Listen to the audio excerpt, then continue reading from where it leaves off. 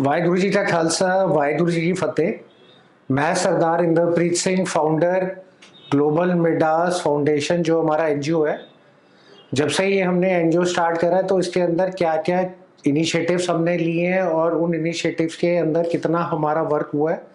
वो आज सारी संगत के साथ मैं शेयर करना चाहूँगा। सबसे पहले जो हमारा ऑब्जेक्टिव था ग्लोबल मिडास फाउंडेशन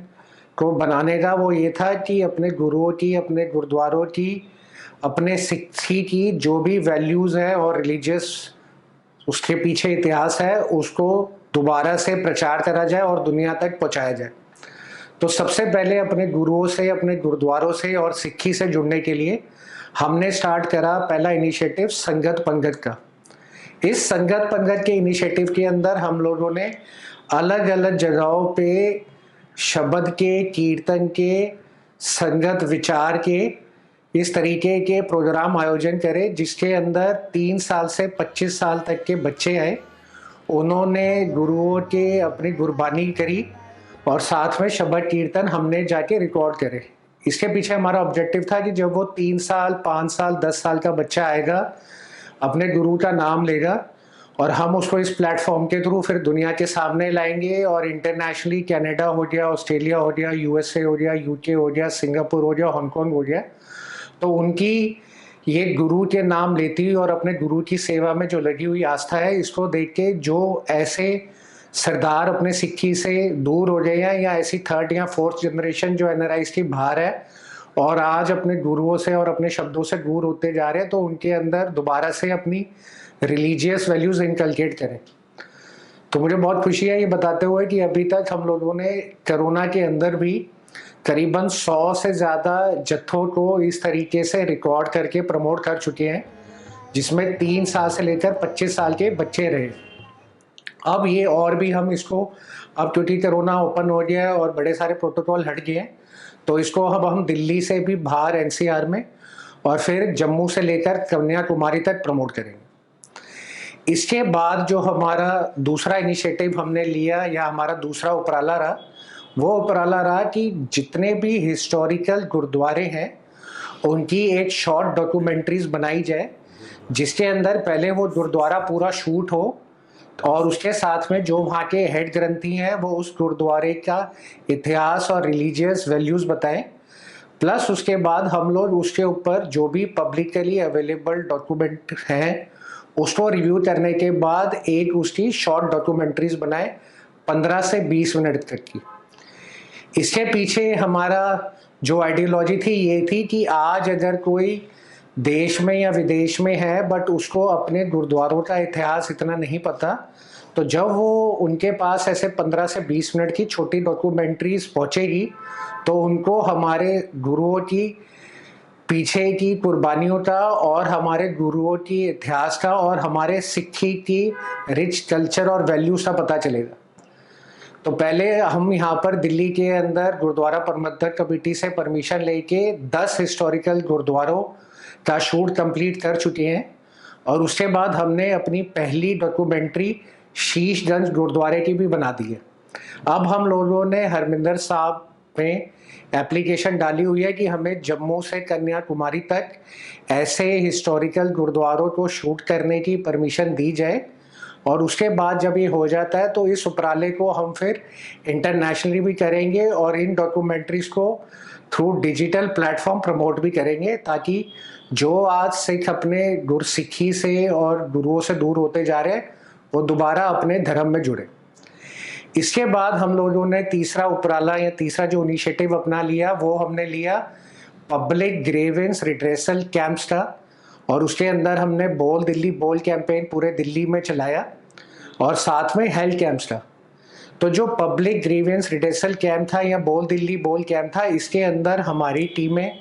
जाती थी अलग अलग इलाकों में दिल्ली के। कभी वो जाती थी होलसेल मार्केट्स में, रिटेल मार्केट्स में, मार्केट एसोसिएशंस पे, आरडब्ल्यूएस के पास, जनरल पब्लिक के पास, और उनसे पूछती थी कि उनकी क्या परेशानी है। जब वो परेशानियां हमारे सामने निकल के आई कि कहीं पे बिजली के बिल ज़्यादा आ रहे हैं, पानी के बिल ज़्यादा आ रहे हैं,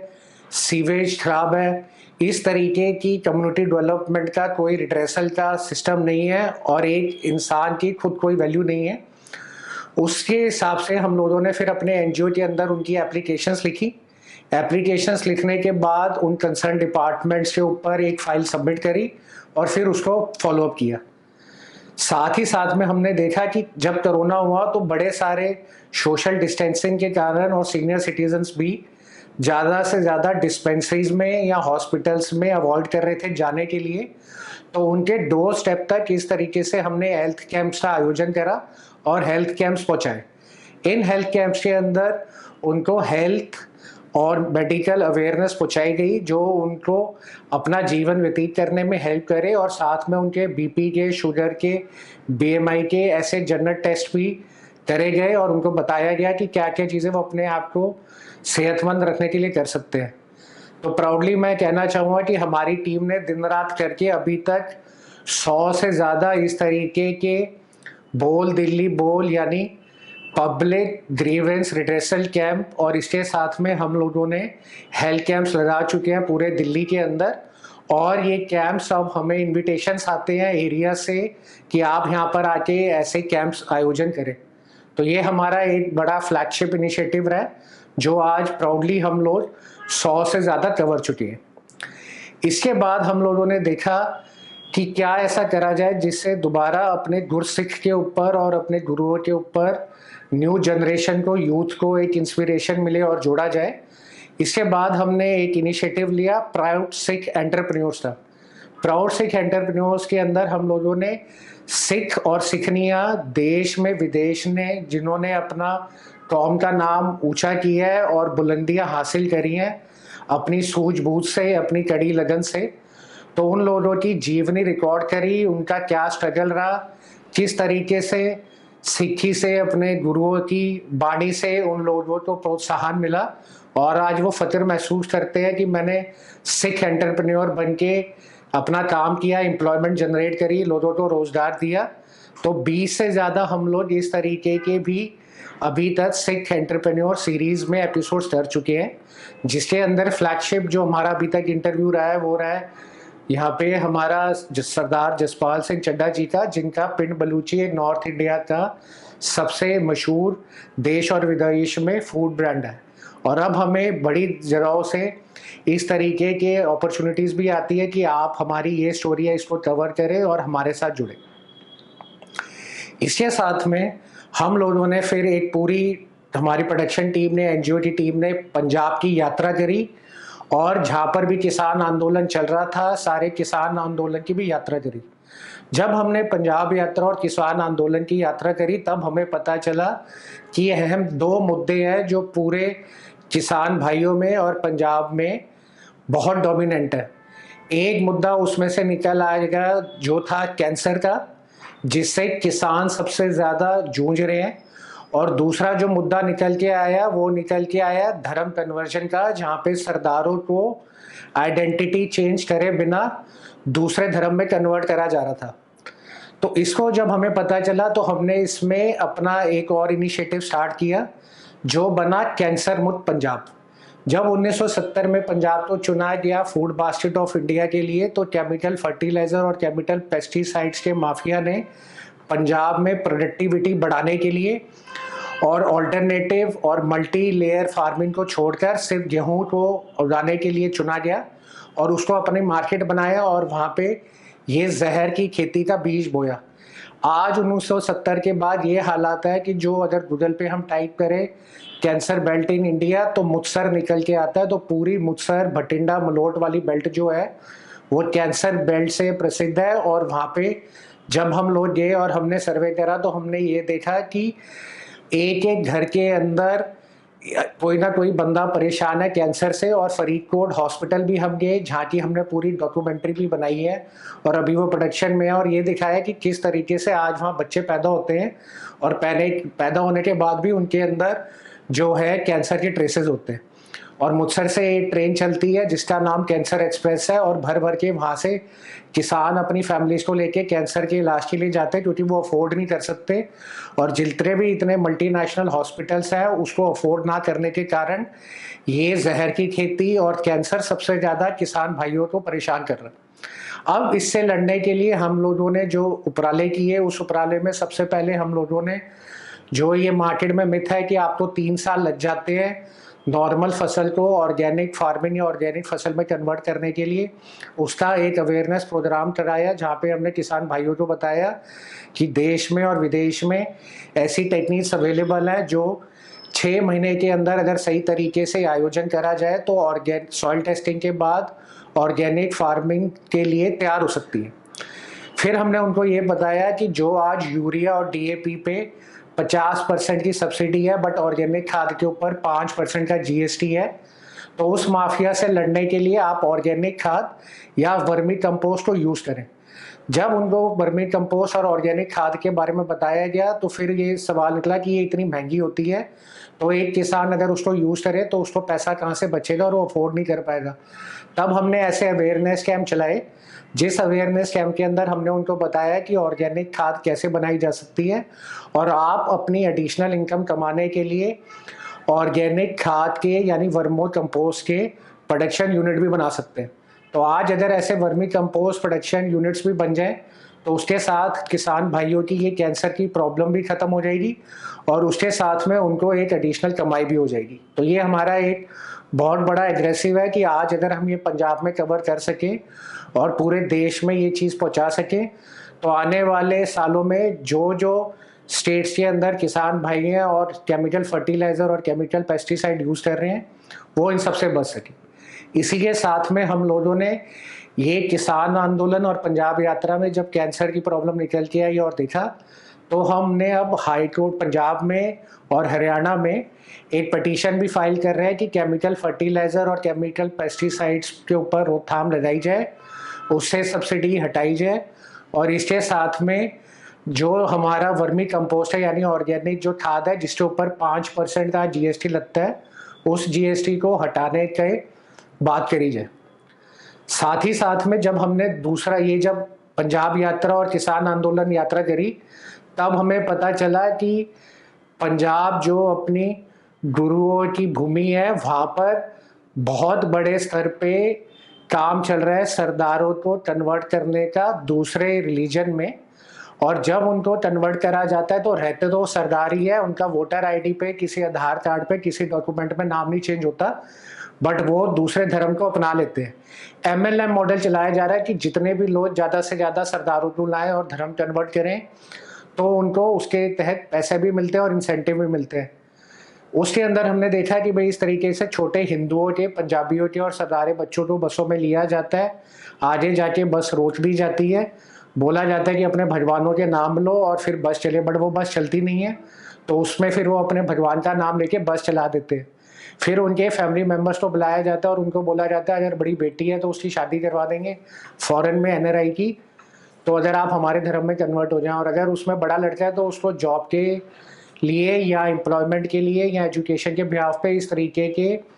दिए जाते हैं इंसेंटिव्स।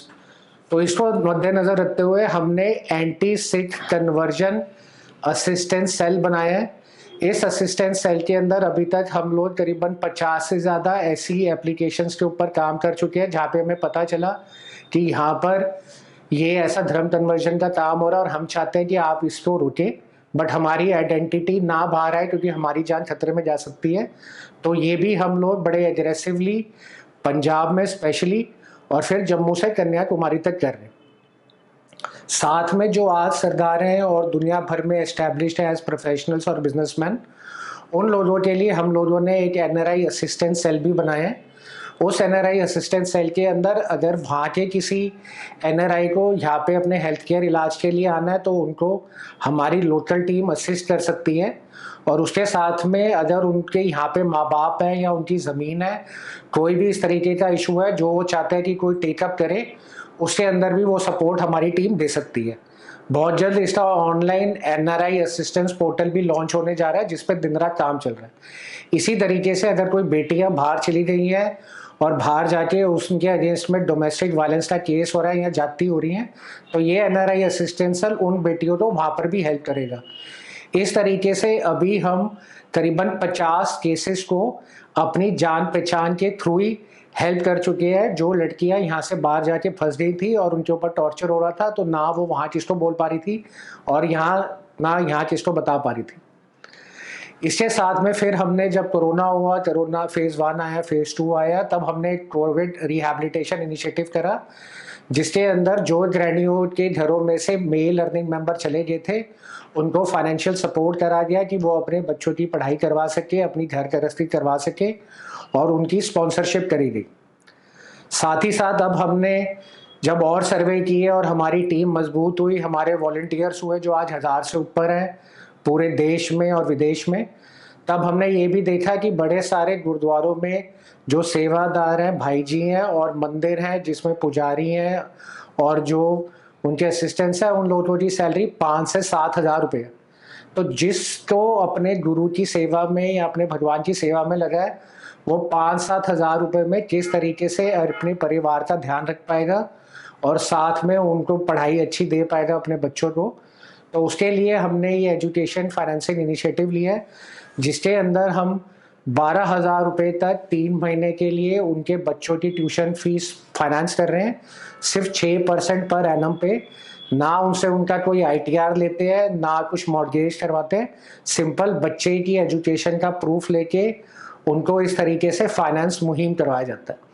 साथ में अगर ऐसे टीचर्स हैं जो परमानेंट जॉब में हैं बट उनको फीसें नहीं मिल रही अपने इंस्टीट्यूट्स को, उनको भी ऐसे 3 महीने के लिए अपने घर परिवार का खर्चा चलाने के लिए एजुकेशन फाइनेंसिंग प्रोग्राम बनाया गया। इसी के साथ में अगर कोविड रिहैबिलिटेशन में ऐसे कोई घर हैं जिसके अंदर लेडीज ही रह गई हैं और उनको अपने बच्चों की पढ़ाई के लिए सपोर्ट चाहिए, तो 3-3 महीने के लिए उनको भी फाइनेंस करा जा रहा है। इसका ऑब्जेक्टिव ये है कि अगर हम सिर्फ एक बार उनको फीस दे दें और स्पॉन्सर कर दें, तो वो पैसा ज़्यादा से ज़्यादा लोगों के काम नहीं आ पाएगा। बट अगर हम उनको सिर्फ 6% पर एनम के ऊपर ऐसे फाइनेंस कर दें, तो वो पैसा रोटेशन में रहेगा और वो मोबिलाइज होता जाएगा और लोगों के लिए। इसके साथ हम लोगों ने और इनिशिएटिव अभी लिया है, जो हमने प्राउड वुमेन अचीवर सीरीज करी है, जिसके अंदर अभी तक हम जब से हमने लॉन्च करा है 15 ऐसी लेडीज़ की इंटरव्यूज़ ले चुके हैं, जिसके ऊपर उनकी सीरीज़ बन रही है कि किस तरीके से उन्होंने हालातों से लड़ते हुए आज चाहे वो समाज सेविका है या स्पोर्ट्स हैं, अपना पहचान बनाई है, और साथ में उन्होंने लेडीज़ किस तरीके से जेंट्स के साथ कंधे से कंधा बना के कर सकती हैं, तो उनकी जीवनियाँ वुमेन एम्पावरमेंट के लिए और इस तरीके की इंस्पिरेशन के लिए बनाई जा रही है। ये भी देश और विदेश में इनवाइट करा गया है कि हमसे जुड़े, हमसे अपनी शेयर करें डिटेल्स और फिर हमारी टीम उस पर कवर करेगी। साथ ही साथ में बड़े सारे ऐसे इंटरनेशनल ओटीटी प्लेटफॉर्म्स हैं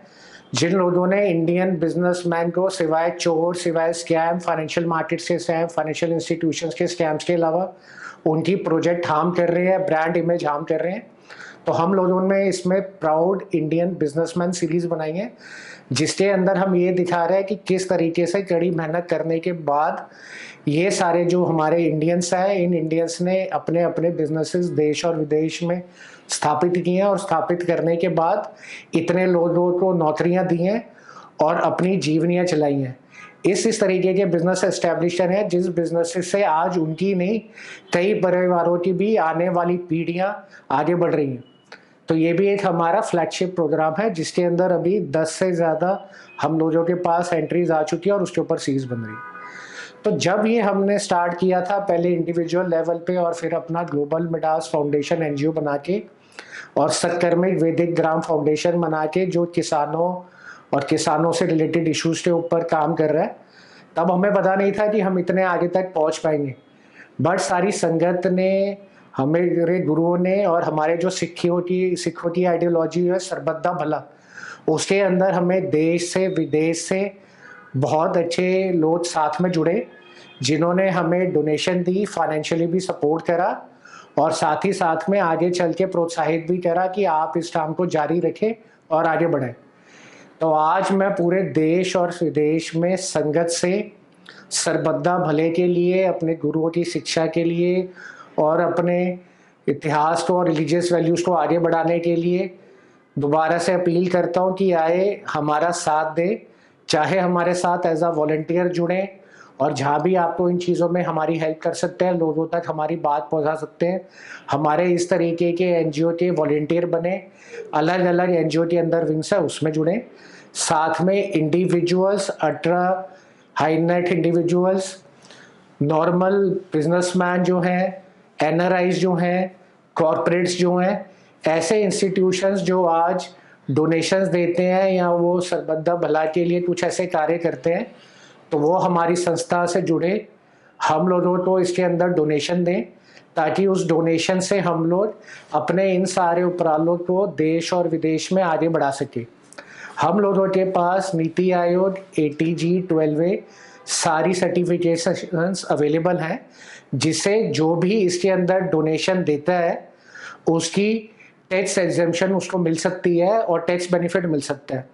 तो सिर्फ 1,000 रुपये अगर सालाना देखा जाए तो 1,000 रुपये महीने के हिसाब से अगर 12,000 रुपये कोई दे देता है तो एक बच्चे की 3 महीने की पढ़ाई फाइनेंस हो सकती है, स्पॉन्सर हो सकती है। तो जो लोग ज़्यादा सेवा करते हैं और बड़े बड़े पैसे भी देते हैं और यहाँ खर्च करते हैं बड़े बड़े लंगर सेवाओं में, तो उनसे मैं गुजारिश करूँगा कि लंगर सेवा में ये एजुकेशन फाइनेंसिंग भी एक लंगर सेवा है। हम पूरे जम्मू से लेकर कन्याकुमारी तक, पहले इंडिया में और फिर विदेश में, अपने गुरुओं की लाइफ हिस्ट्री के ऊपर, उनकी इंस्पिरेशन के ऊपर, उनकी यात्राओं के ऊपर, अपने गुरुद्वारों के ऊपर डॉक्यूमेंट्रीज बना रहे हैं।